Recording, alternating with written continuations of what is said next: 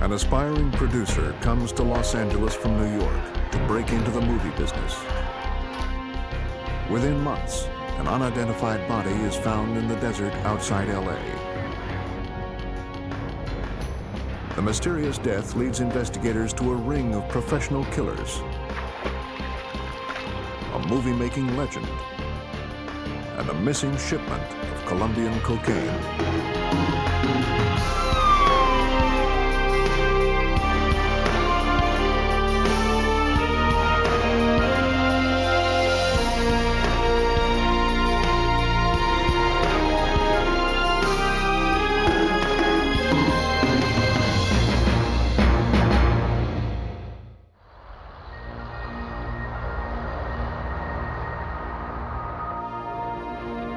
A team of hitmen commit what they believe is a perfect murder.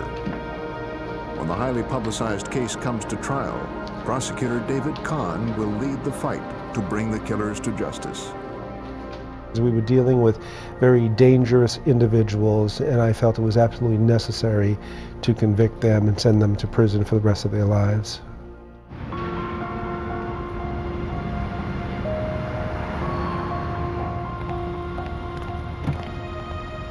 Late one night in the spring of 1983, a man and a woman walked out of a Los Angeles hotel and stepped into a rented limousine.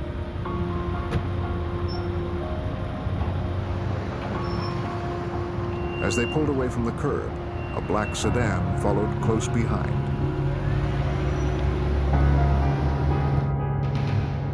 The two vehicles moved through the streets for several blocks. When the driver of the limousine pulled into a parking lot, a well-planned operation quickly unfolded. Armed with automatic weapons, the men in the sedan slipped into the limousine. The limo's female passenger took control of the sedan. The male passenger was held at gunpoint. The chauffeur resumed his position behind the wheel and quietly maneuvered the limousine out of the parking lot.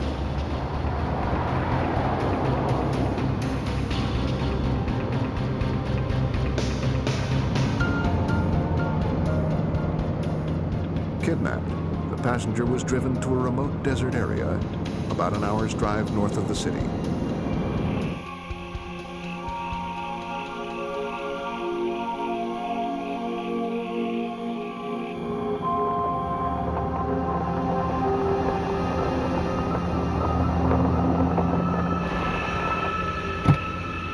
Under the cover of night, the man was pulled out of the limousine.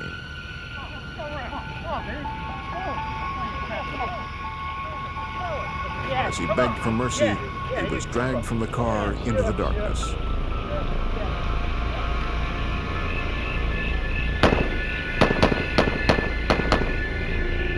The man was shot at point-blank range over a dozen times.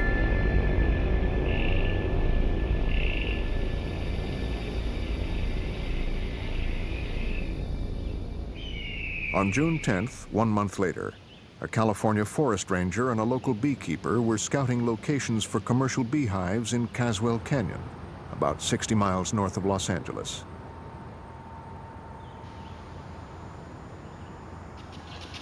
The beekeeper spotted a body, shrunken and leathered by the desert sun, and clothed in a three-piece suit.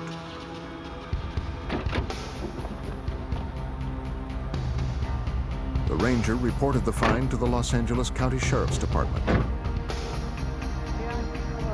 Detective Carlos Avila responded to the scene of the crime. Once we got there, we found a individual that appeared to be a male, rather tall, appeared to have been large at one time, dressed in a nice suit, tie, and loafers, rather expensive clothing. And he had been mummified. He'd been apparently out in the desert for quite a while. It appeared to have several gunshots to the back of the head. The lower part of the victim's face was missing. There was no identification found on the body. Concerned that identification of the body would be difficult, detectives questioned the park ranger and the beekeeper.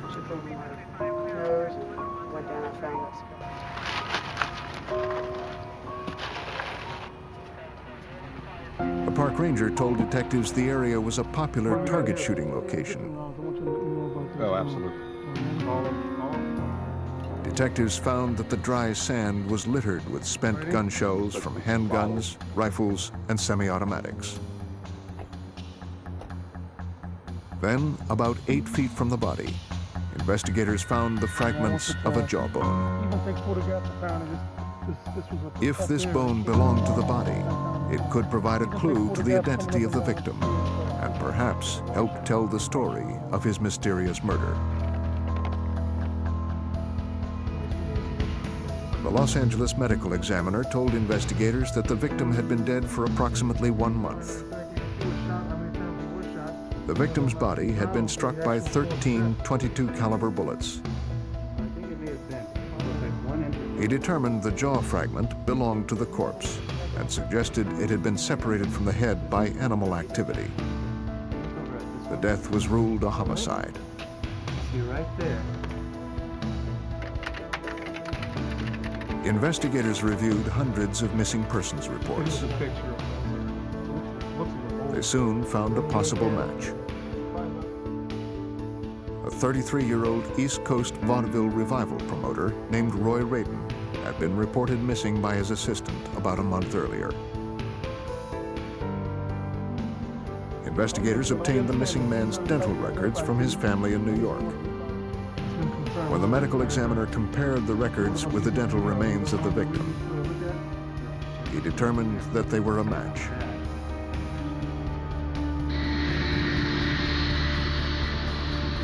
Los Angeles detectives immediately flew to New York. They arrived at a Manhattan hotel, and in an office suite belonging to the murder victim, they were met by the man who had filed the missing persons report. Jonathan Lawson was Roy Radin's former assistant. When was the last time that you saw Roy, sir?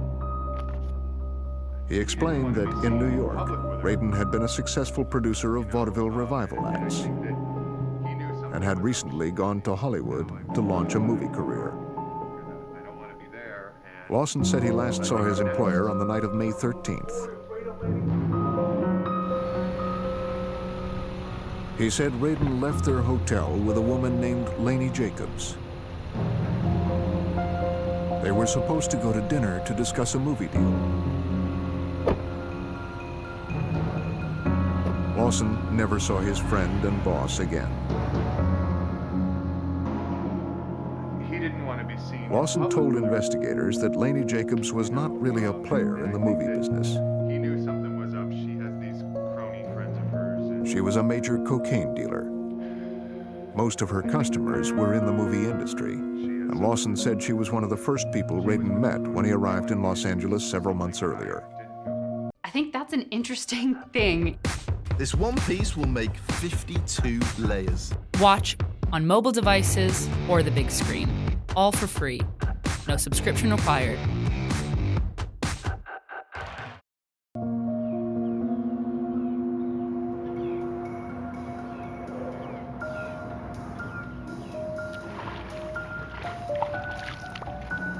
Lawson told investigators that during their Los Angeles business trips, Radin often sent him to pick up drugs from Laney. According to Lawson, Radin believed that with her connections, she could be his entree into the movie business. I don't think. Lawson explained that Radin had recently bought the rights to a musical about New York's famed Cotton Club, a Harlem speakeasy in the 1920s. You haven't seen anything yet. What you think? This. Lawson told investigators that Laney told Radin she could introduce him to Robert Evans, who had produced The Godfather and Chinatown.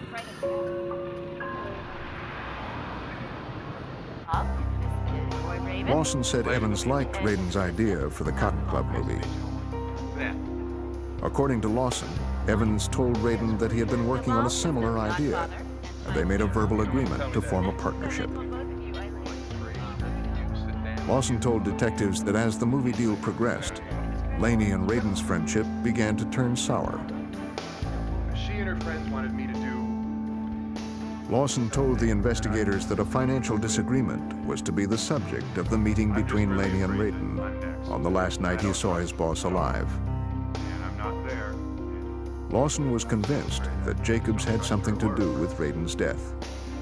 I just have this feeling that I'm next. The detectives returned to Los Angeles to follow up on the information Lawson had given them. They visited Laney Jacobs' home. No one answered the door. The house appeared to have been vacated. Detectives soon learned the property had been put on the market on March 12th, the day before Roy Radin disappeared. My name is John Lucas. I'm the attorney. A few days after returning from New York, the detectives were visited by Laney Jacobs' attorney. He provided an alibi for Jacobs on the night that Radin was reported missing, producing phone records that showed she was in Los Angeles that night and nowhere near the murder scene at Caswell Canyon. I believe you'll find all the answers you need. in this The attorney told detectives that unless they placed his client under arrest, she would not agree to an interview or answer any of their questions. You have a great day. Detectives next contacted producer Robert Evans, who agreed to talk to them at his Beverly Hills home. Evans' attorney also attended the meeting. According to investigators, Evans said that Radin had convinced a group of Puerto Rican businessmen to invest $35 million in a three-picture deal, including the Cotton Club. But as the deal moved forward, Laney Jacobs demanded half of Roy Radin's share in the partnership. Evans told investigators that Radin turned Laney down. He offered her a one-time payment of $50,000.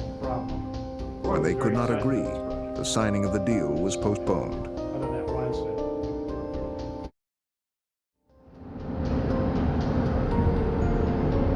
Convinced they had discovered a possible motive for the murder, investigators continued to search for clues to what happened on the night Roy Radin disappeared.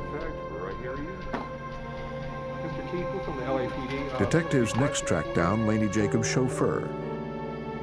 They found the driver as he was reporting to work. Miss Laney to the airport. Do you know who did? He said that on the day Roy Radin disappeared, he had driven Laney's infant son and the nanny to the airport. Cars here now.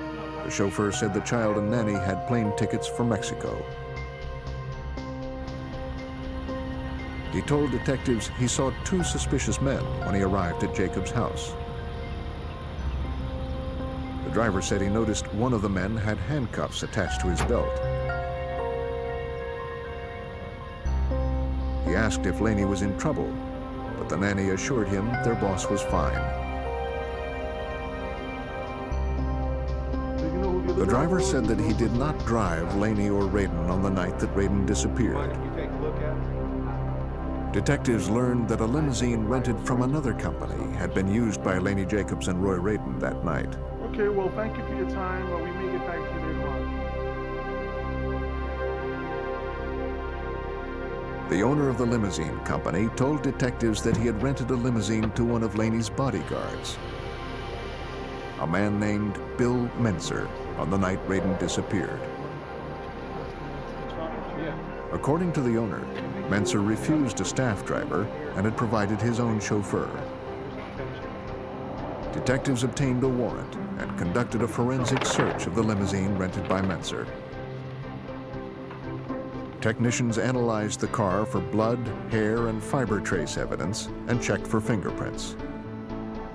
Not a single piece of microscopic evidence was found linking the car to the victim. Detective Avila soon made an unsettling discovery.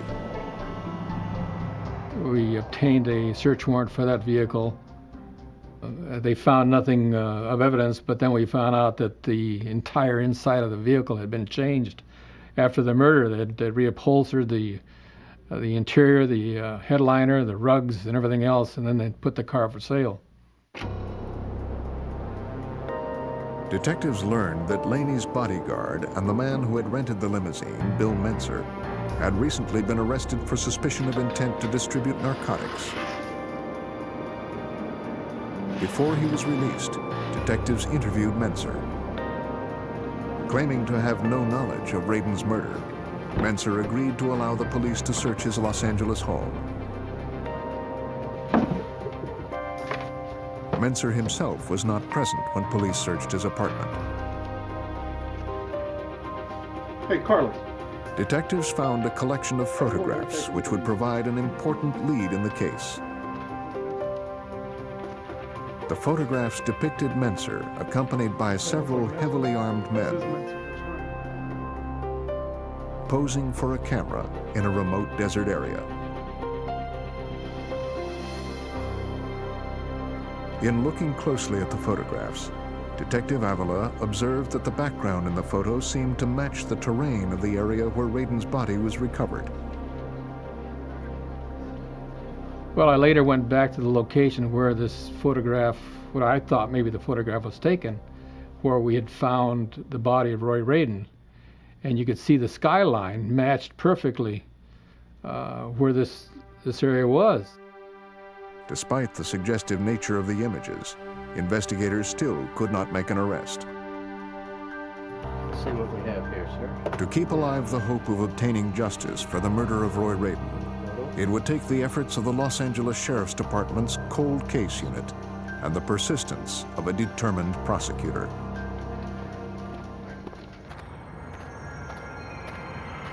The body of aspiring movie producer Roy Radin was found decomposing in a remote canyon 60 miles north of Los Angeles in June of 1983. Police had suspects, but no hard evidence in the case. With no new evidence coming in, the Roy Radin murder case soon went cold.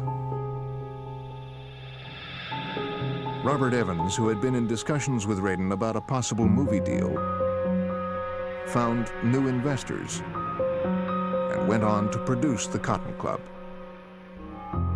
which premiered in 1984 amid mediocre reviews.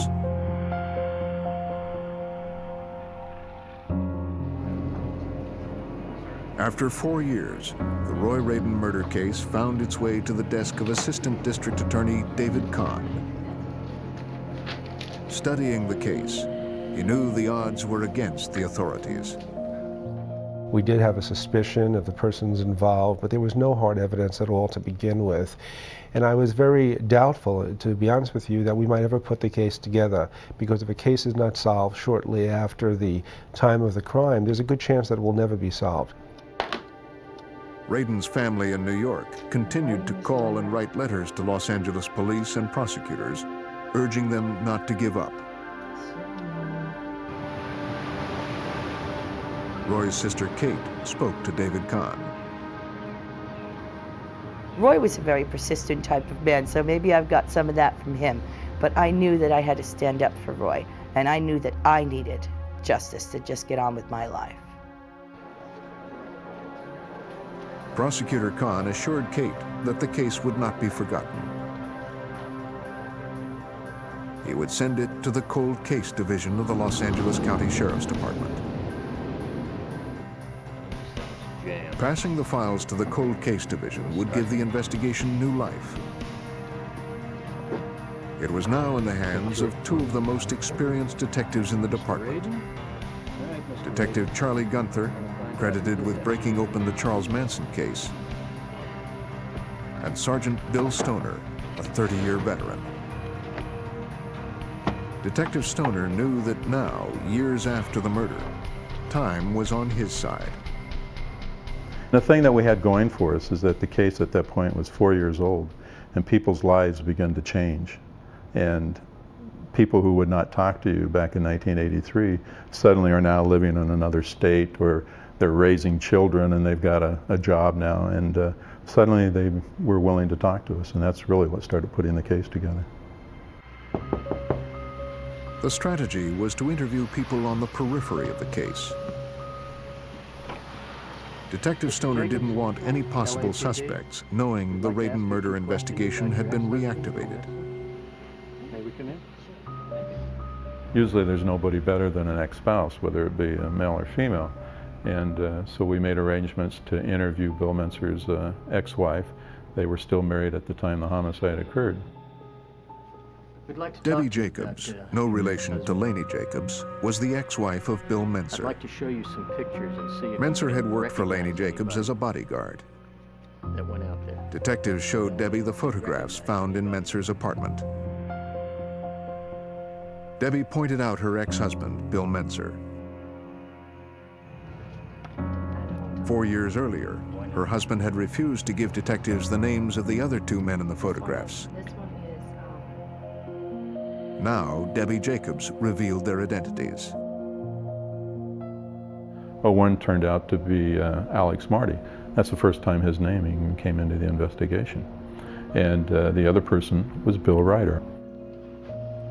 Jacobs told Detective Stoner that Alex Marty was a dangerous and violent man. But she said the other man in the picture, Bill Ryder, was not a criminal. He was an ex-policeman, the brother-in-law of Hustler magazine publisher Larry Flint.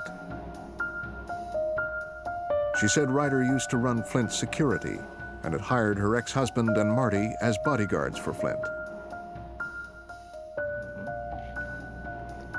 Debbie Jacobs gave detectives Bill Ryder's address and phone number in the Midwest. All right, Mrs. Jacobs, thank you very much.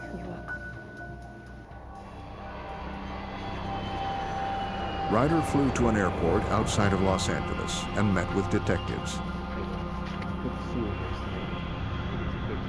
He had agreed to help in the investigation and would take Stoner to a place he knew as Mentzer's favorite target shooting spot.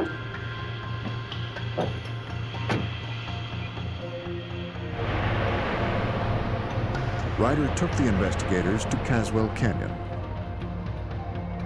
He showed them the same area Detective Avila had identified through the Mentzer photographs.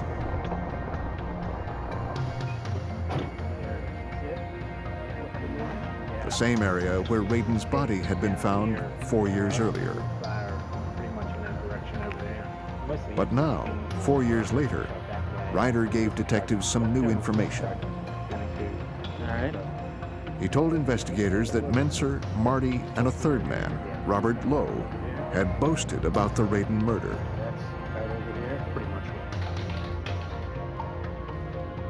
Journalist Steve Wick wrote a book on the Roy Radin case.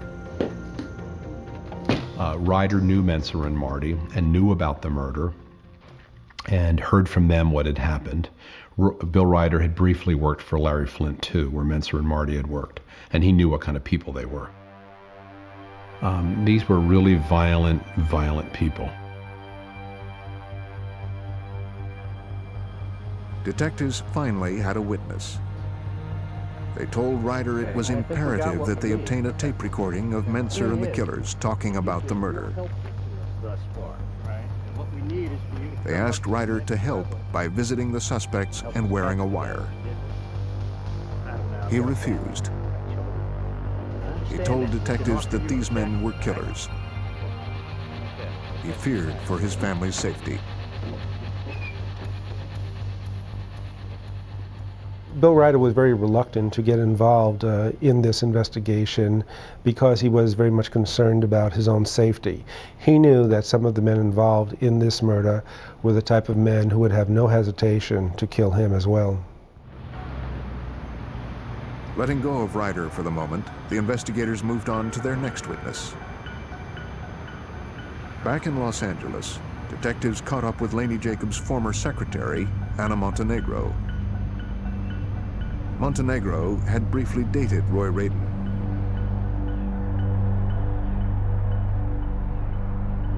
Montenegro told detectives that in March of 1983, just a few weeks after Laney and Radin had their disagreement about the Cotton Club deal, Laney came home one afternoon and discovered that someone had broken into a secret safe in her garage and stolen $275,000 in cash and 10 kilos of cocaine, worth about $750,000.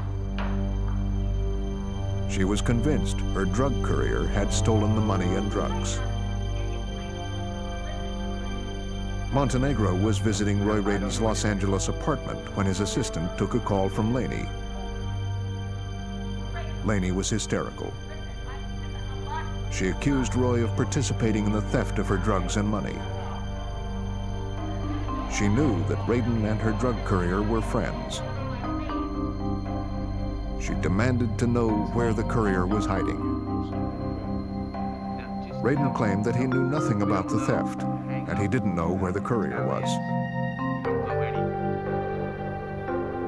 Laney was terrified, Montenegro said, because the stolen drugs and the money belonged to Laney's Colombian supplier. She couldn't cover the debt, and she expected the Colombians to seek swift revenge. Investigators were convinced that the theft of the cocaine and the money showed that Laney Jacobs had sufficient motive to murder Roy Raden. But detectives still did not have the direct evidence a prosecutor would need to prove the crime in court.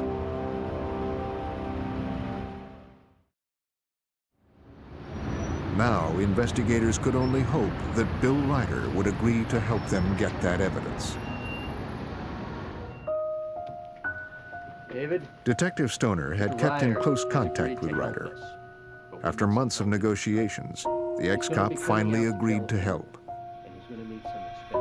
Assured of his family's safety, he would wear a wire and try to engage the bodyguards in conversation about the Raden murder.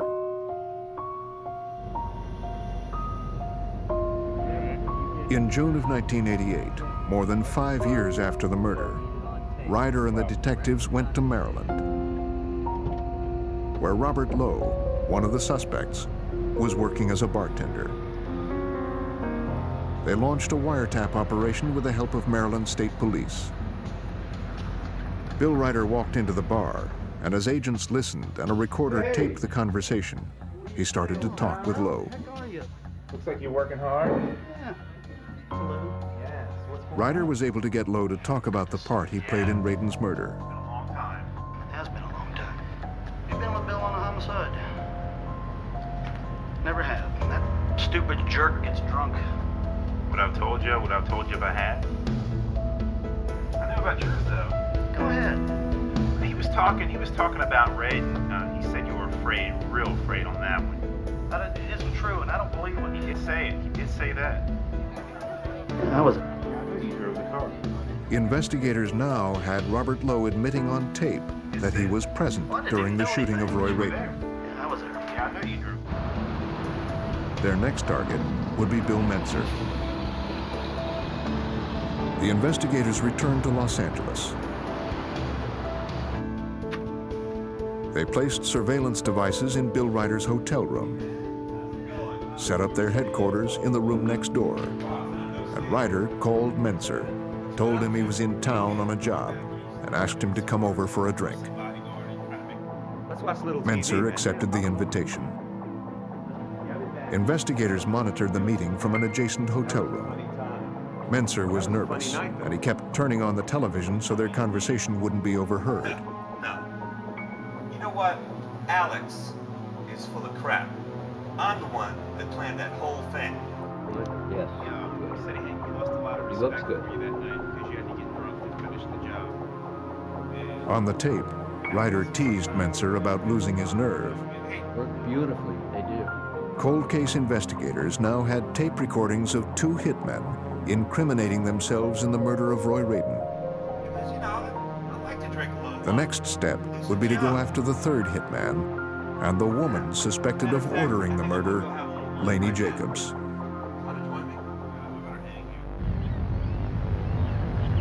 In 1988, 5 years after the murder of Roy Raden, suspect Laney Jacobs was living in the town of Okeechobee, Florida. Investigators learned that she had married Larry Greenberger, a man known to Florida police as one of the top cocaine distributors in the U.S. Journalist Steve Wick. And Larry Greenberger is really one of these amazing characters that comes along every once in a while. Larry was from Okeechobee, Florida, a very small town. Larry got into the cocaine business when the cocaine business was kind of loose and unorganized, and he became a distributor for Carlos Later, probably the biggest Colombian who ever was in the business.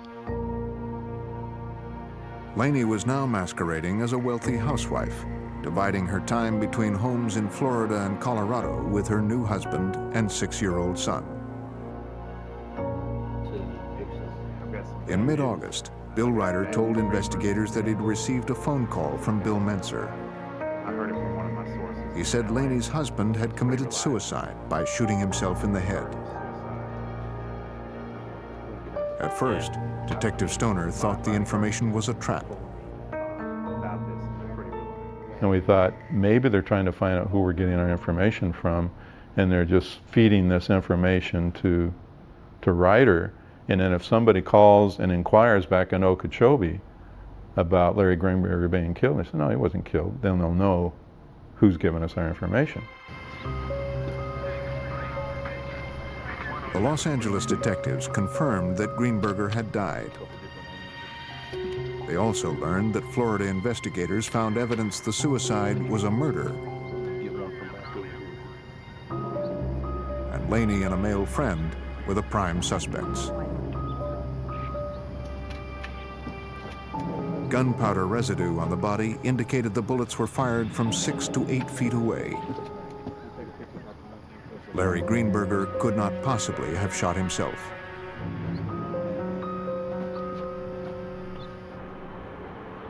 Investigators and prosecutors knew they had to move fast.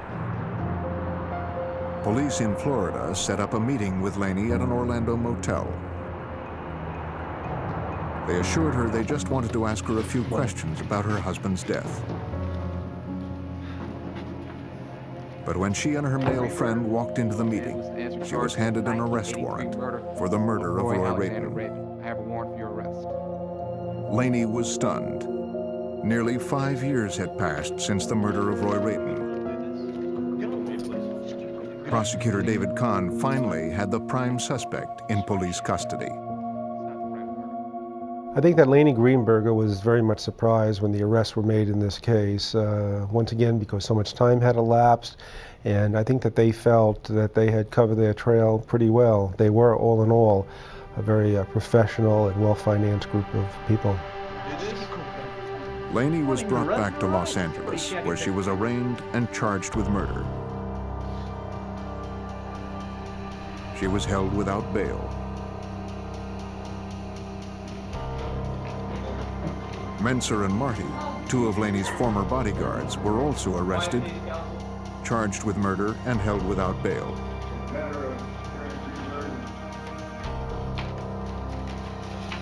Robert Lowe, another bodyguard, was the fourth suspect arrested. Yes. Armed with the two suspects' taped conversations with Bill Ryder, David Kahn was ready to prosecute. He brought on 8-year veteran prosecutor Sally Thomas as his partner, telling her it would be a challenging case. It was a publicity case. There were a lot of evidence, a lot of witnesses. There was a lot of evidence, and he needed help. The first task for the prosecutors would be to organize the thousands of pages of crime reports and witness and surveillance tape transcripts turned over by the investigators. But I think generally most lawyers do what we did, and that is to try to start at the beginning in terms of the evidence and have the story unfold as it did in actuality in 1983 when the crime occurred. At the pretrial hearing, the prosecutor's first strategy was to get movie producer Robert Evans to testify in court.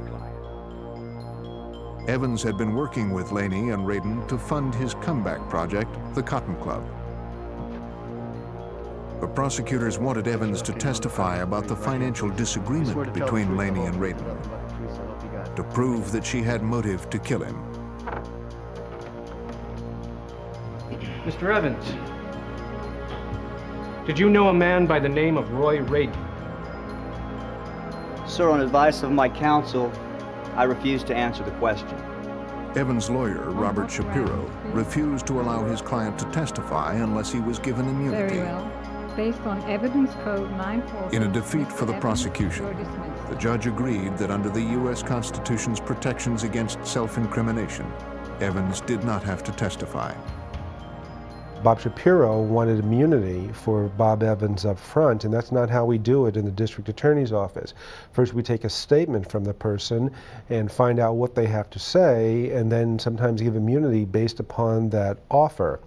In this case, Bob Shapiro was unwilling to go along with that procedure, and I told him I would not give Bob Evans immunity under those circumstances. The prosecutors would have to go to trial without Evans' testimony, which they believed could have helped them put Laney Jacobs behind bars. 2 of the 4 suspects had deep pockets. The prosecutors would face their army of lawyers who would launch multiple battles over the wiretaps and the witnesses every step of the way. The execution-style murder of Roy Radin had been an unsolved mystery in Los Angeles for years. Listen to what happens in court. This case is The trial of the 4 suspects in the case was much anticipated by the news media and the movie business alike. The story had all the makings of a big screen drama. The victim, a Hollywood newcomer, murdered just as he was on the verge of becoming a success. All rise. Defense lawyers argued to try the defendants separately. But prosecutors knew in separate trials, each might successfully blame the other. Mr. Khan, dismiss ourselves here. I want to remind the attorneys in this And the case. first win for the prosecution came when the judge ruled that the defendants be tried together. It is important to try all 4 defendants together so that if there is any finger pointing, they ultimately convict each other, or if they don't point the finger at each other, the jury will also commonly assume that they were all in it together. Place your left hand on the Bible, raise your right. The success of the prosecution's case would depend almost entirely on the testimony of their star witness, Bill Ryder, and his tape-recorded conversations with defendants Mentzer and Lowe. Mr. Ryder, the jury is being given some transcriptions of some surveillance tapes. I'd like to ask Mr. Ryder some questions about those tapes. Mr. Ryder. On the stand, Ryder recounted his conversations with Mentzer and Lowe about the murder plot. The jury, given transcripts of Ryder's taped conversations, began to get a picture of what was the beginning of the end for Roy Radin. Dealings with Roy Radin? Yes, he did go into some detail about some business activities he was doing with Mr. Radin. Ryder told the court that Mentzer, who was having an affair with Laney while working as her bodyguard, once told him that the murder was retribution for the stolen drugs. 1983. He told us that they were out for a long drive in Hollywood, and Ryder told the jury that Mentzer bragged about planning the crime. Bob Lowe would drive the limousine with Laney and Roy in the back seat. Mentzer and Alex Marty would follow in another car.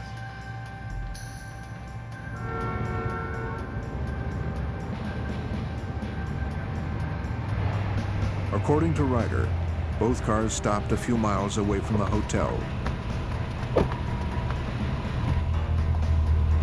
Mentzer and Marty climbed into the limo, guns drawn on Roy Radin. Laney got out and drove the second car away, and the limo headed north out of town.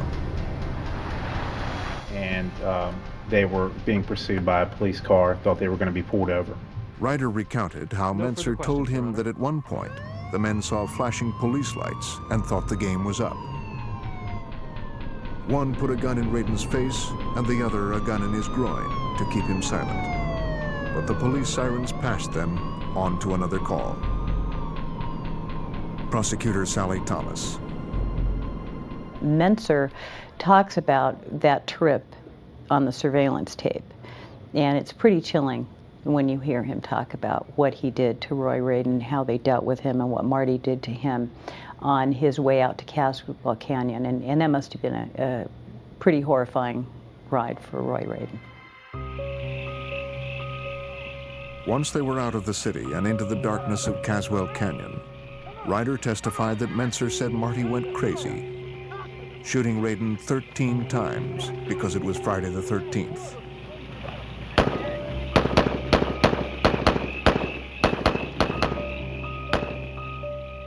Cross-examination at this time. Defense have any questions? Yeah, sure. Defense attorneys tried to discredit Bill Ryder by claiming that he had been paid a monthly stipend for his testimony. Your testimony that the $3,000 is for your security expenses? It was for what I said, living expenses. It was only partial payment. My own expenses are a lot more than what I get from the county. The taped admissions of kidnapping and murder by the defendants might have been discounted as drinking stories. Ms. Thomas? But prosecutors had another witness to corroborate the evidence. Another of Mentzer's bodyguard friends, Carl Polzak. During their investigation, Los Angeles homicide detectives had identified and questioned Polzak, a professional bodyguard and friend of Bill Mentzer. You swear to tell the truth, the whole truth, and nothing but the truth, so help you God. Yes. Please be seated. Polzak was an eyewitness to the planning, but was not involved in the murder at Caswell Canyon. What was it that he said? Given immunity by the prosecutors, he agreed to testify. Bob was going to dress up like a chauffeur and drive the car. Polzak told the court that on May 13th, the day of Radin's murder, Mentzer held a planning session at his home. All right, look, here's the way it's going to play out. Lo and Laney are going to be in the Polzak said the plan was to kidnap Radin and make him tell where the stolen drug money at an was, appropriate time in the road, you stop and the to car. locate the missing drug courier. There's a picture of Lawson on the refrigerator. Mr. Polzak said that he was involved in the planning of the kidnap of Roy Radin. There was no discussion of murder at that meeting, but nevertheless he was able to testify that it was very clear that the three bodyguards were going to kidnap Roy Radin that evening, so he was able to make the case against each of them. Somewhere along the line, Polzak told prosecutors he was to kidnap Radin's assistant, Jonathan Lawson. But that night, Lawson had chosen to remain at the hotel. Because that fell through, he was never charged with a crime, and so we were able to use Mr. Polzak as a witness in this case. Laney was going to get out. Bill and Alex were going to get in and grab the producer. It was Polzak's testimony that revealed the final cruelty to Roy Radin after he was shot to death. They called him the fat pig. When they discovered the body, investigators suspected that the victim's jaw had been removed by animal activity. Polzak, however, testified that after Radin was shot, the killers had planned to put a quarter stick of dynamite in his mouth and explode his face to prevent identification by police.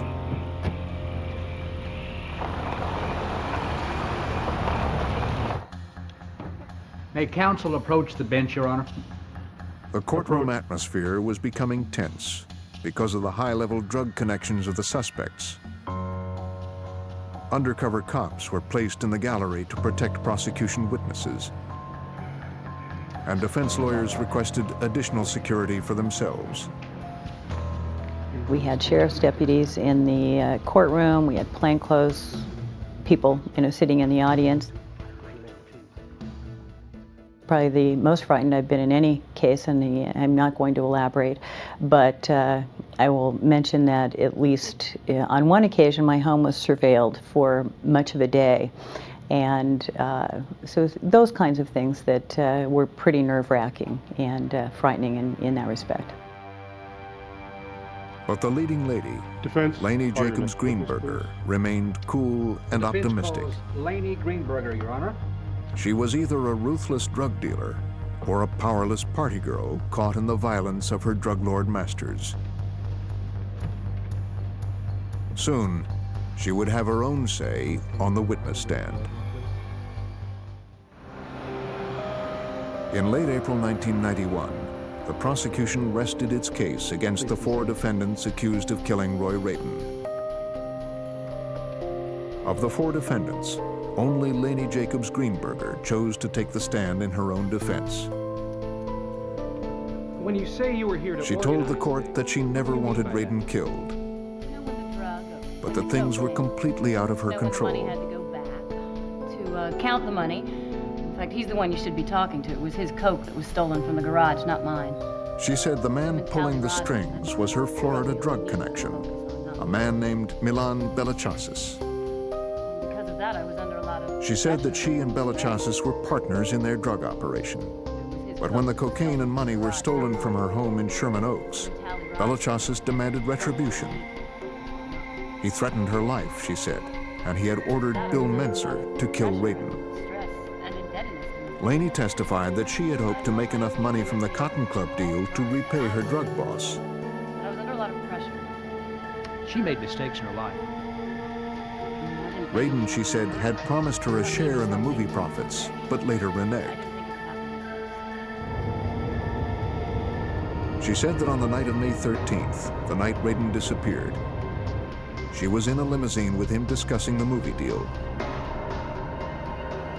Without warning, she testified, the limousine stopped and Bill Menser jumped in, telling her to get out of the car. I never thought anyone would be harmed. No one had ever been harmed. She said she didn't know Radin was killed until Menser told her the next day. Bill Ryder. The overwhelming. When her attorney asked her why she hadn't reported the murder to police, she said it was because she didn't want to reveal her drug dealing activities. Prosecution, have any questions? Yes, Your Honor. On cross-examination, the prosecution challenged Lainey's claim that she needed the movie profits to repay her debt to Belachasis. She admitted that she had the money to pay back the debt, but she claimed that she couldn't afford to pay it back all at once. Lainey described a meeting she had with Bill Menser. She said Menser agreed to kidnap Radin and force him to tell where the courier was, so they could recover the drugs and money. Murder, she said, was the last thing she expected.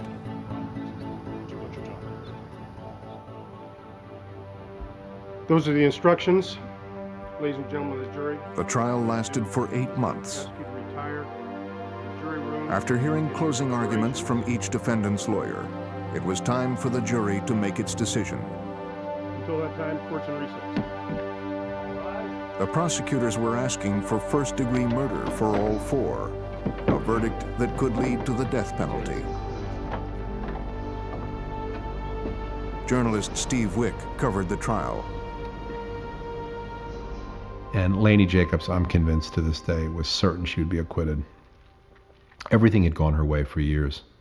She had used enough people, made enough money, gotten her way enough times, had enough temper tantrums to get her own way that I think she thought she'd paid a lot of money for a lawyer. This is not me. No one could possibly believe that I could do this. Lainey was confident enough to tell a bailiff she would be going home soon. And privately, the prosecutors worried that might indeed be true. We had a great case against Menser. We had a great case against Lowe based on the surveillance tapes, but we had a much weaker case on Greenberger and Marty. Ladies and gentlemen of the jury, have you reached a verdict? We have, Your Honor. Bailiff. The jury deliberated for 2 weeks. Finally, the jurors sent word to the judge that they were ready to announce their decision.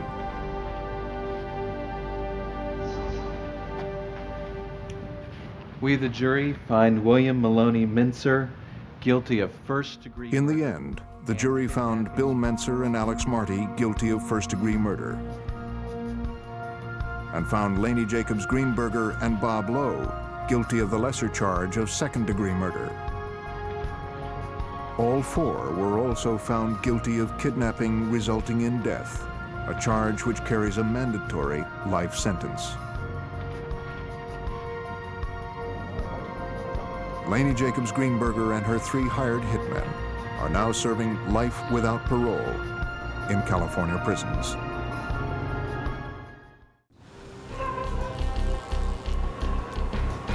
A woman is found dead, another critically injured in what appears to be a tragic car accident.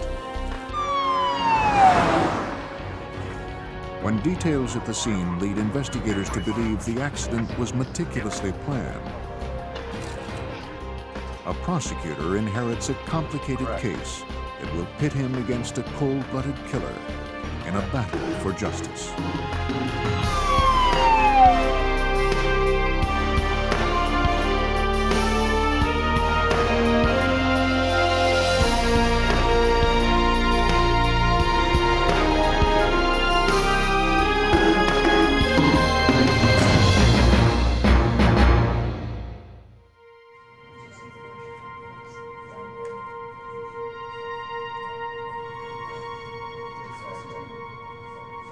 It was a case that no one in the district attorney's office wanted to take. Armed only with circumstantial evidence, Deputy District Attorney Craig Richmond had to prove a man guilty of a shocking and brutal crime amid allegations of a government conspiracy and a massive cover-up. I was young.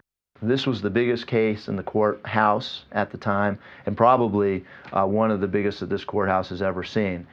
And I wasn't going to be afraid. And I was going to go at this case as I had any other case and make sure that he didn't get off. In this episode, the names of some individuals associated with the case have been changed to protect their identities. It was after 4 a.m. on July 22, 1987. A passing motorist stopped to investigate a car accident near an exit ramp off Interstate 5 in Los Angeles. The vehicle had struck a utility pole. Live power lines snapped by the crash hung over the car. The smell of gasoline filled the air. Fearing the electrical sparks could ignite the fuel, the motorist retreated and drove to a nearby truck stop, where he called 911.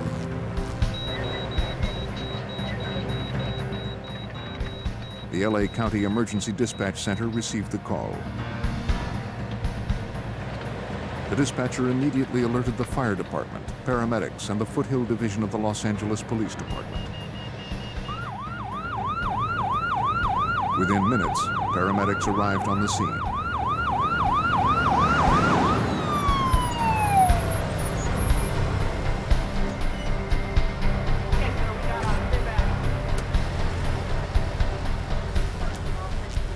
They discovered 2 women in the front seat of the car. The driver was declared dead at the scene.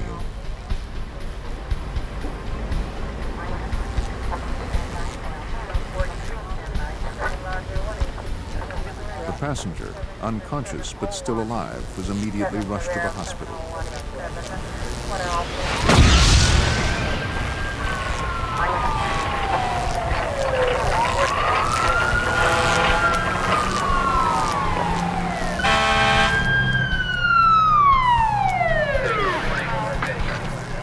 The Los Angeles City Fire Department arrived at the scene.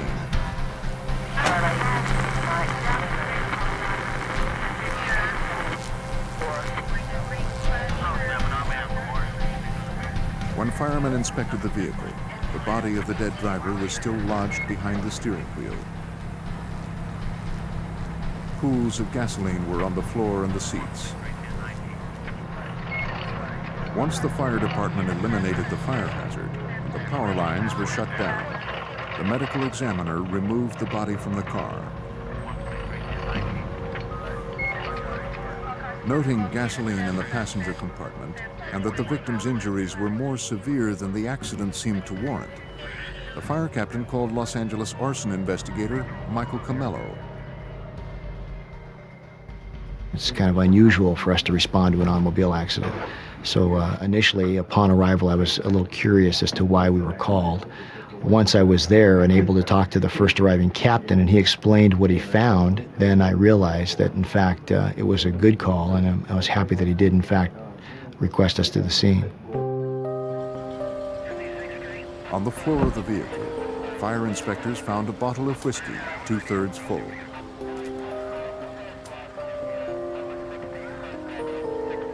In the trunk, they uncovered evidence that indicated the crash might be more than a tragic accident. A large empty gas can, some matchsticks, and scraps of partially burned paper and rags, still warm to the touch.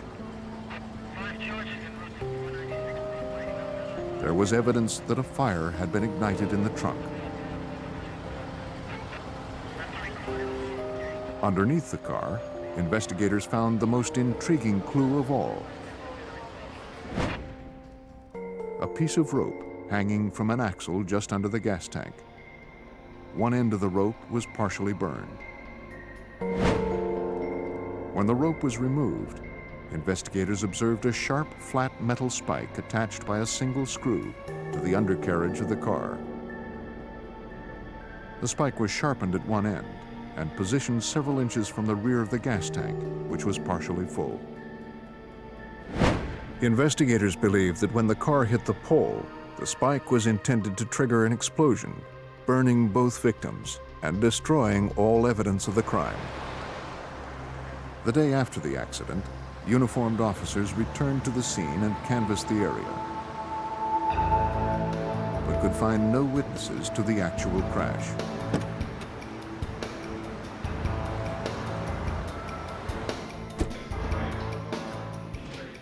Arson investigator Camello would now have to rely on the vehicle and the road to tell the story of what really happened that fatal night.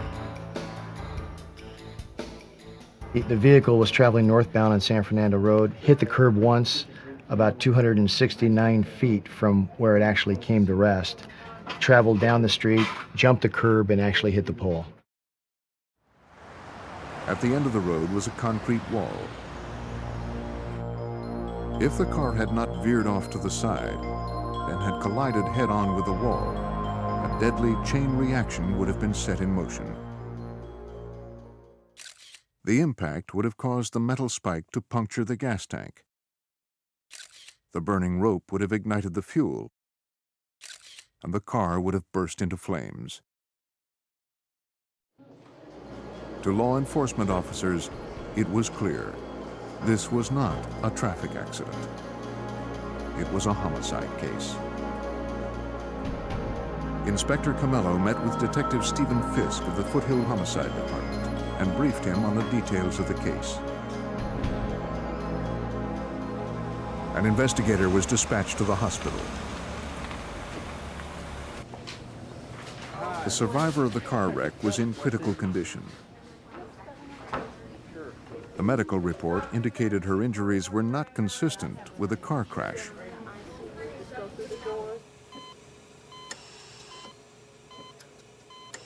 She appeared to have been beaten about the face and head with a heavy, blunt instrument.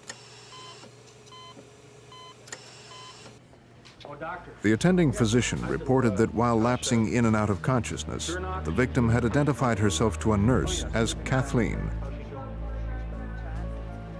Detectives suspected that the woman in the morgue was Kathleen's mother.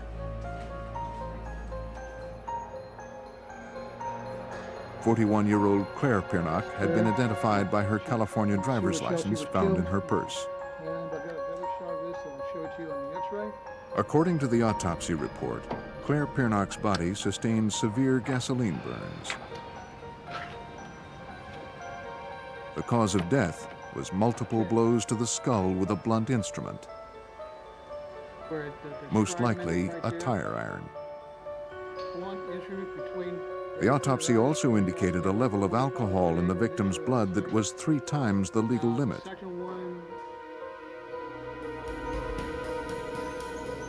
The Cadillac was sent to the San Fernando Crime Lab for analysis. Surprisingly, no fingerprints were found on the steering wheel of the car. The absence of even a partial fingerprint suggested to investigators that the dead victim found on the driver's side had not actually been driving, but had merely been placed in that position.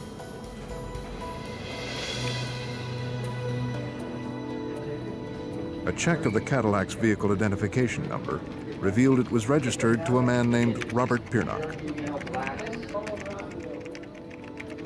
He had the same address as the two victims of the accident, Claire Piernock and their daughter, Kathleen.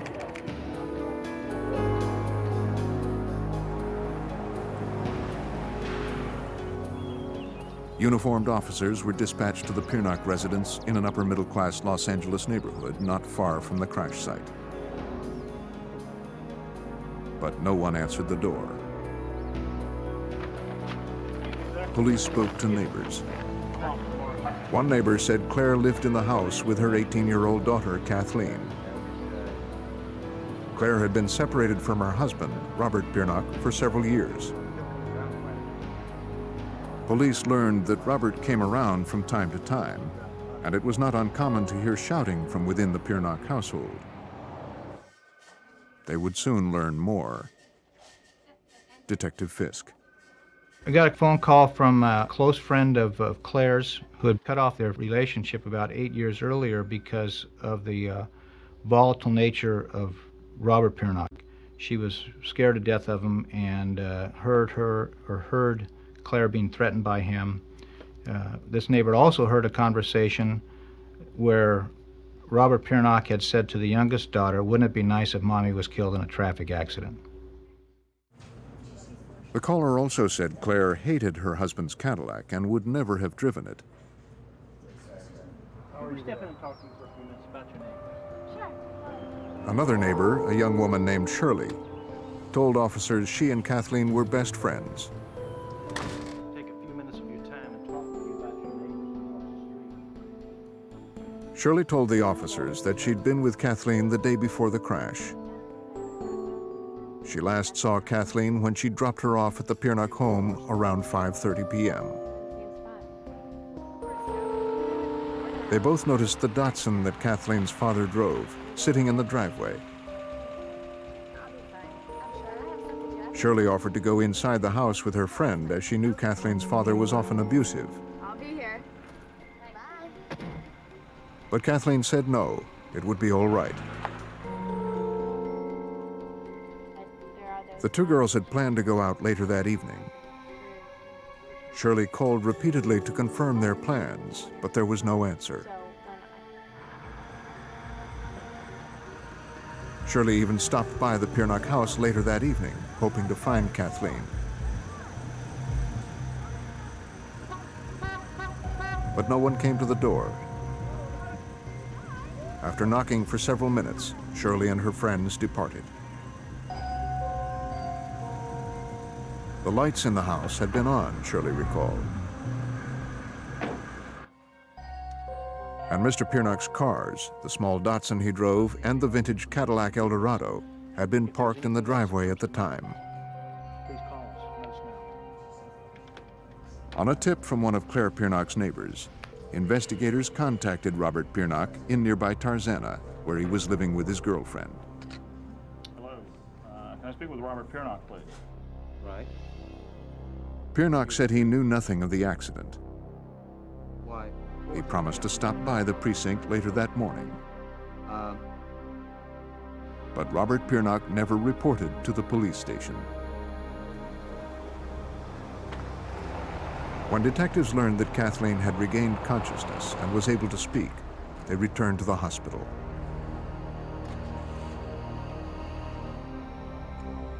Kathleen's memory had steadily improved in the last 48 hours.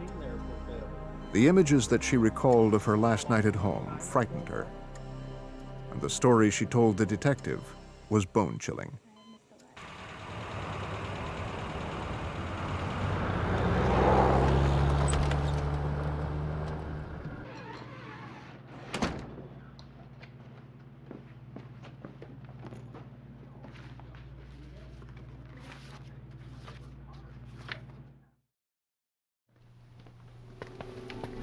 She had hoped to avoid fighting with her father that evening.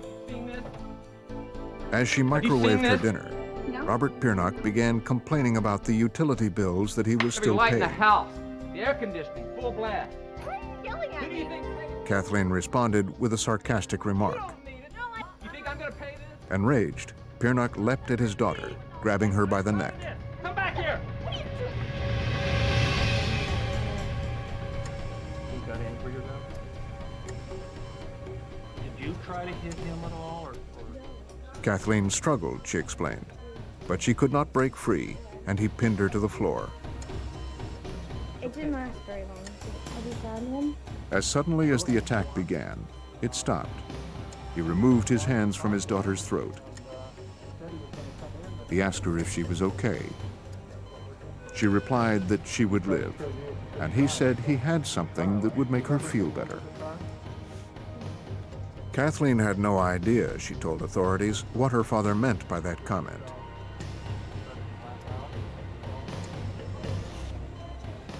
She was just glad the worst was over.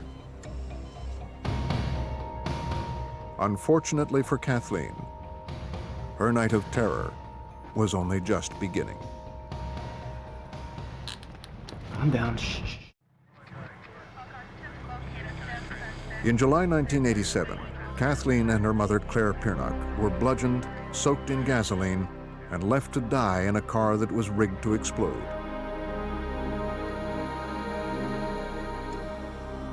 Her mother died, but Kathleen survived. Investigators patiently waited 48 hours for her to fully regain consciousness. Now they hope to gain a clearer understanding of the events that transpired on that warm summer night. Kathleen recalled having a brutal fight with her father that evening.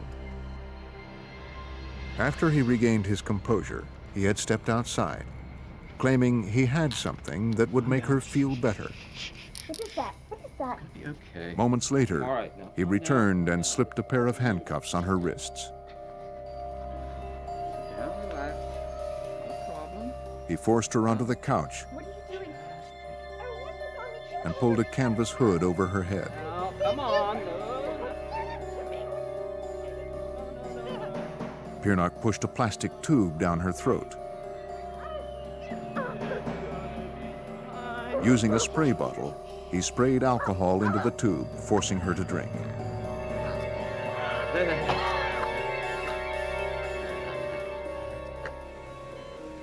He was going to get her and her mother drunk, he had said, and make his wife sign some papers, He was wasting electricity and... after which he would be out of their lives forever. What did he do then?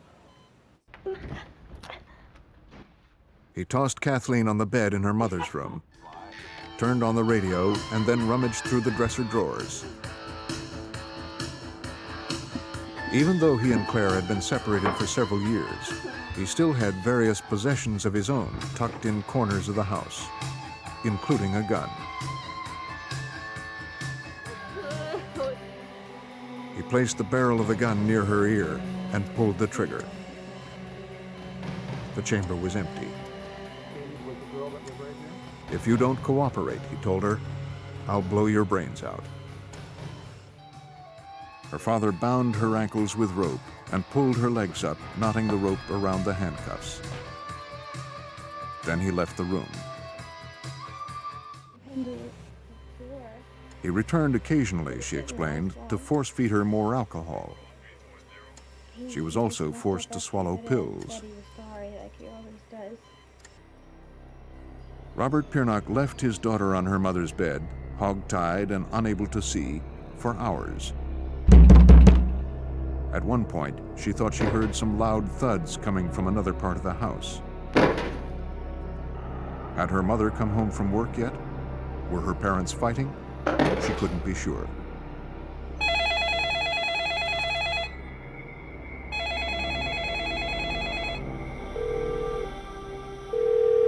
Police would later learn that throughout the ordeal, Kathleen's friend Shirley had been trying to reach her. Hours passed, and the alcohol and pills took their toll. Kathleen was barely conscious when she sensed someone carrying her outside and placing her in a car. There, the images continued to blur, and she could remember no more. After Kathleen's interview, investigators obtained a warrant for Robert Piernock's arrest. Search warrants were issued for both the home where Kathleen was brutalized and Robert's condominium. Police had no information as to the whereabouts of the fugitive. Detective Fisk and his team of investigators needed to find clues that would help them locate the suspect and link him to the crime. They needed to work fast. Right after this crime occurred, the chase was on. And we were getting search warrants for bank records, find out where he banked, trying to find out how much money he had, trying to find out where he owned property. We were trying to find out where the crime actually occurred. The beating obviously didn't take place in the car. Because of the severity of these wounds, you couldn't swing an object hard enough to cause these injuries inside a car. Police found a scrap of rope in the bedroom where Kathleen had been held, as well as cartons of papers, folders, and files that Robert Piernock had left around the house. There was, however, no sign of the suspect. Investigators worried that with each passing day, the trail was growing colder.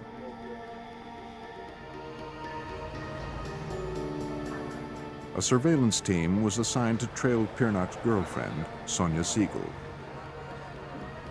She was observed making a number of phone calls from payphones, but she did not lead the detectives to Piernock. After 2 weeks, police found Piernock's gray Datsun. The car was impounded and searched. Inside, investigators found more notes, receipts, and other paperwork. 2 guns, one an automatic pistol, the other a revolver with a wooden handle, and a collection of tools, including a vise.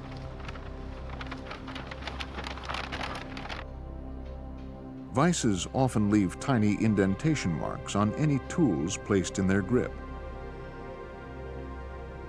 Investigators compared the crosshatch design of Piernock's vise with the indentations found on the metal spike that had been attached to the bottom of the Cadillac. The indentations matched. What can I help you with? Well, ma'am, Investigators next met with a private attorney named Victoria Doom. She told the detective that 9 months before the accident, Claire Piernock had asked her to begin divorce proceedings. The attorney found that her client's husband, Robert Piernock, was surprisingly receptive to the wishes of his wife. In fact, as long as she agreed to postpone the divorce, giving him time to finish a few business deals, Piernock agreed to split their assets evenly. I'll be getting in touch with you. Okay. Please be. It's okay. Okay. just as if they had the stock market. Okay. Those assets included 3 houses in Southern California, 4 bank accounts, and more than a dozen life insurance policies totaling more than $1.5 million. In fact, would it be possible to have a... He wanted to hold off on it. Investigators now believed they had found a motive for the murder. But Piernock was still at large. With the insurance policy. On September 3rd, 5 weeks after the accident, Sonia Siegel was brought in for questioning. Investigators were convinced she knew where the suspect was hiding. But as detectives tried to wear her down, it became clear that Piernock had told her he was being framed, and that she believed he was innocent. I don't know. Investigators told Sonia if she didn't cooperate, she could be charged as an accessory to murder. The pressure worked. Sonia said Piernock was staying at a motel near San Fernando, California. You just be quiet here.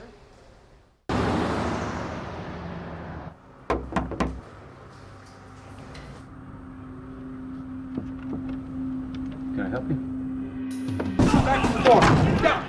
Down the ground. Finally, after more than a month, the LAPD had their man. And perhaps just in time. In the motel room, detectives found more than $25,000 in cash, a packed suitcase, and a traveler's guide to Australia. The case could now be turned over to the district attorney's office. But even though Piernock was now behind bars, he didn't go quietly. The prosecutors would soon experience firsthand his brutal temper. In September 1987, Robert John Piernock was arrested and charged with the murder of his wife Claire, the attempted murder of his 18-year-old daughter Kathleen, and kidnapping. He pleaded not guilty on all charges. Craig Richmond had been a deputy district attorney for 3 years when he was assigned the Piernock case. This was a circumstantial evidence case to a large extent because we didn't have that one person who could say, I saw him beating his wife, putting him in the car, and sending him down the road. The prosecutor had Piernock's daughter, who could testify to what had happened earlier in the evening. But she couldn't say who put her in the car because her head was covered. The prosecutor also had no murder weapon. The blunt instrument used to beat Claire Piernock and Kathleen was never found. To make up for these weaknesses in his case, Deputy District Attorney Richmond knew his team would have to collect as much evidence as possible to prove Robert Piernock's guilt. Richmond hoped to find such evidence by examining the month Piernock spent in hiding. He turned to the case files filled with receipts, phone records, and credit card bills. The paper trail began just hours after the crime was discovered. On July 23rd at 9 a.m., one day after the fatal crash, bank records showed that Piernock withdrew $40,000 in cash from one of his accounts. From there, Piernock drove to a parking lot near the airport. He left his car and flew to Las Vegas, checking into a hotel under an assumed name. In early August, Robert visited a plastic surgeon in Las Vegas. He underwent a facelift, a chin implant, and an eye tuck. Mr. Piernock, the doctor will see you. He moved from hotel to hotel for several weeks until he was arrested back in California. Here's his wife who's been killed and his daughter who's been almost killed, and he is left to go to Las Vegas, register under assumed names, getting plastic surgery, doesn't come to the funeral, doesn't care about what's going on with his daughter. I thought that that was all a very damning piece of evidence. You and your firm and your little tape recorder. After a hearing which determined the defendant was mentally competent to stand trial, Piernock found ways to postpone his trial for over 3 years.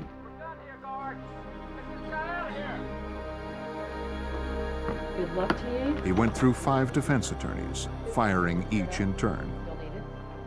Thank you. Thank you very much, Robert. You have a good day.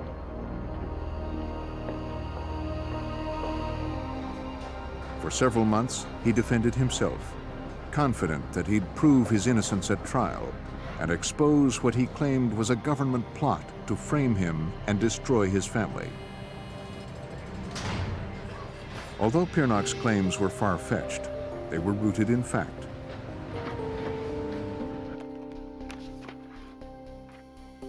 As Deputy District Attorney Craig Richmond investigated the man's background, he discovered that in the 1970s, Piernock had uncovered corruption at California's Department of Water Resources, a state agency where he worked at the time. He'd become known as a whistleblower. The Robert Piernock investigation and trial was the subject of a book by Anthony Flacco. At the time this murder took place, his explanation was he was about to publish a book tracing this corruption all the way to the governor's office, and that for that reason, it wasn't even enough for these forces to kill him, that they had to frame him and discredit him so that if the book was ever discovered, what he revealed in it wouldn't be believed. The prosecution realized that what sounded like paranoid ravings to some jurors might ring true for others. And there was evidence that while serving as a whistleblower, Piernock's reputation had been smeared. He'd even received death threats. Well, I was always concerned with his conspiracy theory. I have 12 people that I have to convince beyond a reasonable doubt that he committed this murder. And sometimes people, jurors, unfortunately, believe in strange things. And I was concerned that someone up there might buy into this conspiracy theory somehow and could prevent me from convicting him. In the midst of preparing for the case, there was an unexpected development. When an inmate came forward with information on Robert Piernock, investigators were called to the county jail. There, they learned that Piernock, from behind bars, had been plotting the murder of his daughter. According to investigators, Piernock also planned to kill Victoria Doom, his wife's former divorce attorney, who now represented Kathleen. The two were framing him for his wife's murder, Piernock told the inmate, and they were trying to take his money.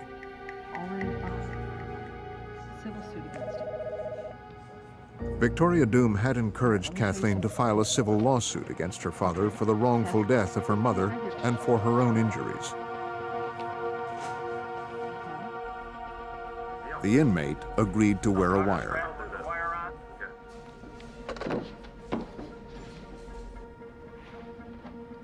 Phone call. Everything's great. He caught Piernock on tape discussing the plot. 2 counts of solicitation to commit murder were added to his charges. In 1991, he hired his 6th attorney, Donald Green. Determined to end the delays, the judge ordered Green to represent the defendant throughout the entire trial. Now, after 3 years, Robert Piernock would have his day in court.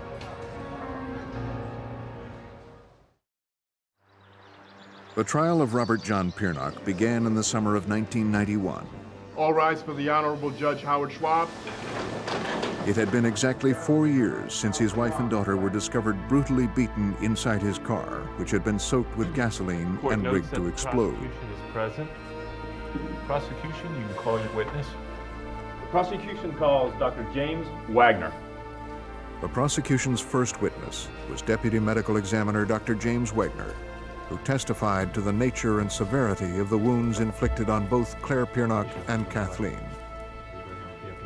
Do you swear to tell the truth, the whole truth, and nothing but the truth? Unable to show the jury the actual weapon, the prosecution supplied a prop, asking the coroner to demonstrate the way in which each blow was delivered, based on his examination of Claire Piernock's body. Stand about arm's length in front of me. Okay. Jurors watched in silence as the coroner reenacted 4 severe blows to the head, centered right between the eyes.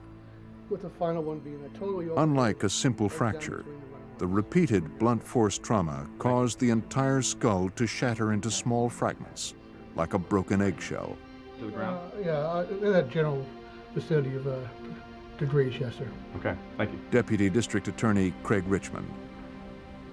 Her wounds are very isolated in one location on her forehead, lending us to believe that she is unconscious and he is striking the same spot over and over again like you would hit a nail with a hammer. Detective Stephen Fisk testified about the defendant's jailhouse plot to murder his daughter and her attorney. Richmond played for jurors the recorded conversation of Piernock and a prison inmate who wore a hidden microphone.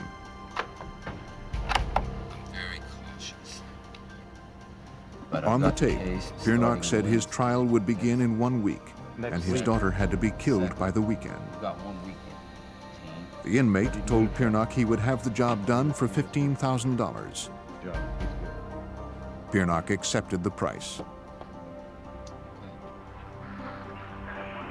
For jurors, the conversation was a frightening glimpse into the mind of a man who seemed to have no hesitation about killing his own daughter. But Richmond knew he now had to link the suspect to the murder of his wife. Richmond entered into evidence boxes of papers, receipts, and notes that Detective Fisk and his investigators had recovered from the defendant. Yes, it is. That's correct. Well, Robert Piernock was a highly organized, almost compulsive man who made lists for everything he did every day. Go to the store, get a haircut. The most mundane activities were all written down on lists that he followed. When he organized this crime, he saved all his lists. As compelling as any witness, the notes, written in Piernock's own hand, outline the slow, methodical way in which he plotted his crimes. Hunting for clues, Richmond had made a painstaking search through hundreds of documents. As trial was approaching, it was something that just could not be put off anymore, that I had to just see if there was anything that might help me prove this case. So I came here on the weekend and just started plowing through the boxes one at a time, going through literally one piece of paper at a time of reams and reams of papers with notes on them. For hours, Richmond examined the notes documenting the various activities that made up Piernock's days. Then, on one small scrap of paper, he noticed a list with the entry, "Check underneath car." And another, "Get statements straight." On yet another list, the prosecutor found a drawing that resembled the metal spike that was found underneath the car. It was, he determined, a checklist for murder. One of the notes was W and C and back seat and cover, which I assume meant wife and child in the back seat and cover them up. Handcuffs, hoods, liquor bottles. Remember to bring her purse. Can't have her driving the car without her purse. So there was a note, bring purse. There was enough there to show that this was his checklist of how he was going to commit the crime. According to Fisk's testimony, some of the notes were dated, indicating that Piernock had been planning the crime for months. Witness, you're excused. Thank you, Your Honor. Next, the prosecution would reveal the technical details of Piernock's plan for the murder of his wife and daughter.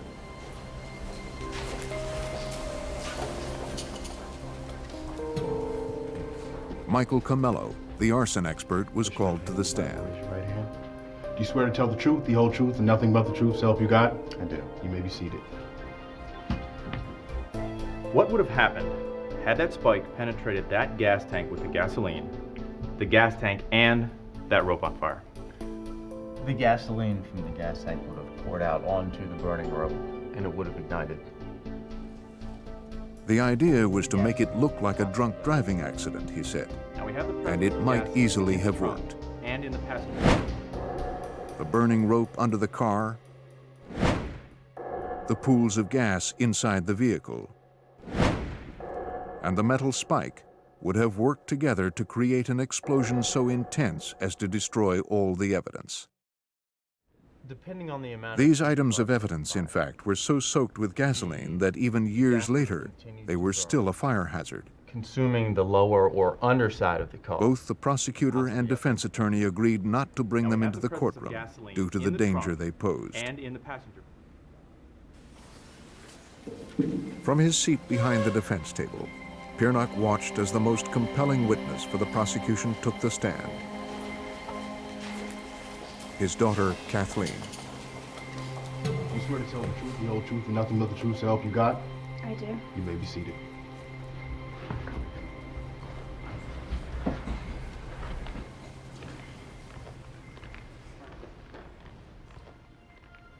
I'm going to take you back to the afternoon before the crash. Can you tell me what was going on that afternoon?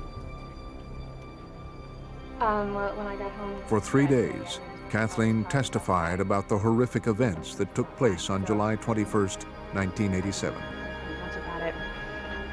In what tone of voice did you make that comment about him wasting electricity? I was being sarcastic. So why did you say that?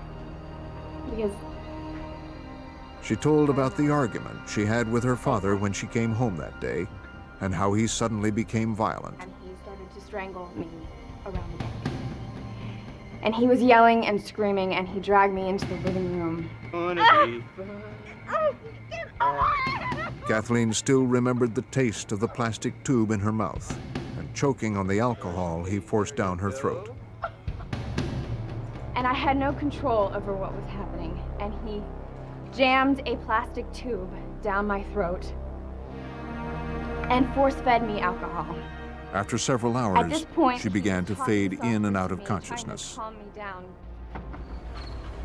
Her last memory was of being placed on a seat in a car. I just couldn't deal with it anymore, so I... She thought she could hear her mother breathing beside her. And she heard other sounds, like And someone I tinkering in the made a trunk. remark about him wasting The thing about her testimony was that she could only give us so much. So she stops at a particular point. She doesn't know who drove the car. She doesn't know who moved her from the back seat to the front seat. And she doesn't know what happened to her once she is moved. I wasn't any longer conscious of what was really happening. Thank you. Defense, your witness. Defense attorney Donald Green was looking for any contradictions in her testimony, any hint of dishonesty Sure not. which could be used to argue reasonable doubt. You really didn't like your father very much, did you? No, I didn't. And you're currently suing your father for $5 million. Is that correct? That's correct. The Did defense you tried to frequently show argue that Kathleen was looking to capitalize on Yes. her father's Did you argue with arrest. your father frequently? Yes. Say, once, twice a week would not be unusual. Green suggested that his client, like many fathers, often argued with his daughter. Is that correct? After 8 weeks, with the testimony of over 24 witnesses and scores of exhibits entered into the court record, the prosecution rested its case. Defense, your first witness. Defense calls Robert Piernock, Your Honor. In a criminal trial, a defendant cannot be compelled to take the stand. But when the defense announced their decision to call Robert Piernock, Deputy District Attorney Craig Richmond welcomed the opportunity to cross-examine him. Do you swear to tell the truth, the whole truth? He thought he was smarter than everybody and could use his intelligence to get him out of this, as he had so many times before. And I wasn't going to let him. There was no way that I was going to let him do that. You may be seated. Before the prosecutor would confront Robert Piernock, however, the defendant, under questioning from his own attorney, would finally get the chance to tell his version of what happened that fateful night. Yeah, about that. Against the advice of defense counsel, Robert Piernock took the stand to tell his story in his own words. With your daughter or... He was charged with beating his wife and daughter, then placing them in a car rigged to explode. But his daughter, Kathleen, survived to testify against him.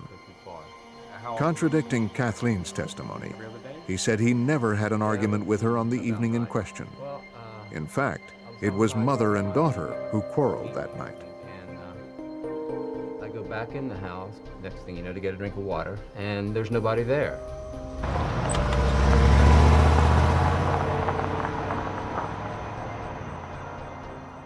He saw them drive off in his Cadillac Eldorado. What was that? Realizing a divorce was inevitable, he tried to withdraw $50,000 from his bank the next morning. Piernock claimed his wife had agreed to take that money as a quick and clean divorce settlement. According to his testimony, after learning of the accident and his daughter's wild accusations, he felt his only recourse was to leave town and then determine how to prove his innocence. I knew that if I could get to him, he would go off, and that's what I wanted to do. I wanted to make him go off so that the jury could see what kind of person he was, and they could see what a violent person he was. Thank you, Mr. Piernock. Any more questions, Your Honor? Prosecution, your witness. Thank you, Your Honor. The prosecution questioned the defendant about his previous jobs working with explosive devices. When you work for Network Electronics. Investigators had learned that one company Piernock had worked for produced devices similar to the L-shaped spike that was found on the undercarriage of Piernock's Cadillac when authorities arrived at the accident scene. I was vice president, did testing of explosive devices. And one of those devices was called a cutter. Isn't that correct? Yes, but there were many others too. And there were no explosives on that vehicle. So please stop trying to mislead the jury. Mr. Piernock, just answer his questions. Trying to get the truth out here, Your Honor. Mr. Piernock, I am The judge warning you. reprimanded the defendant on several His questions occasions and for his nothing rambling else. and evasive responses to questions. He just kept getting worse and worse and wouldn't answer the questions that I was asking him. Went because he had to tell his story, and that's all he would do. Every question I would ask, he would go off on a tangent to what he wanted to say. So the police are trying to frame you. Sir, I blew the whistle on corruption on state contracts that were wasting millions of taxpayer dollars. Since then, they've done everything they can to place these false charges against me. Mr. Piernock, I'm going to warn you again. Keep your remarks to his questions. Richmond tried to get Piernock to respond to the many notes and lists they had found in his car. Is this your handwriting? Some of it might be mine, some of it might not be. Author Anthony Flacco described Piernock's courtroom antics. He would start very calm, very reasonable. He'd start by explaining, no, this point is false and this point is true. But when confronted, he would immediately turn, start shouting, start screaming, gripping the chair, looking like he was going to come out of the witness stand and being just this close to attacking people physically right on the stand. Was Claire drinking when she came home that night? Yes. But you heard testimony from her co-workers saying that she hadn't had anything to drink. Didn't you? Yes, I heard that. So was she lying? Practically everybody on this witness stand that testified for you, their testimony has been changed.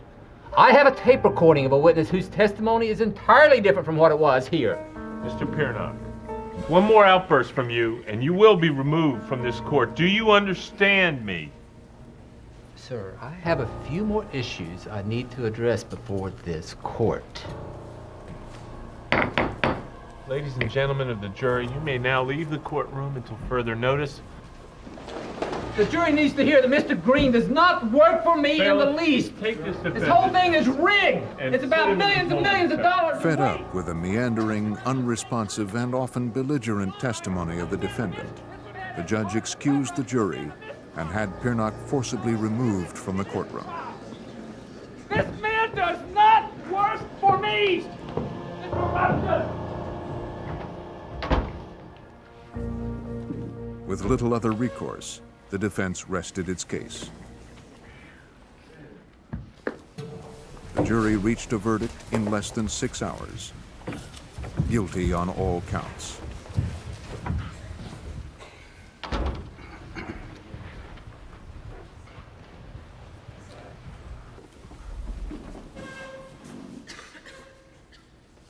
All rise. Before sentencing, the judge ordered the defendant cuffed and gagged. As Mr. Robert Piernock Piernock, you are repeatedly sentenced banged by his head against the table, the judge sentenced him to 22 years, 4 months, to be followed by life imprisonment, then another sentence of life without the possibility of parole. It is my most steadfast recommendation, the judge added, that Mr. Piernock never be allowed back into society, and I recommend that no future governor ever parole Mr. Piernock. The judge went on, strongly advocating that Piernock be placed in a high-security prison. He was shipped to Pelican Bay, a high-tech, maximum security prison in California.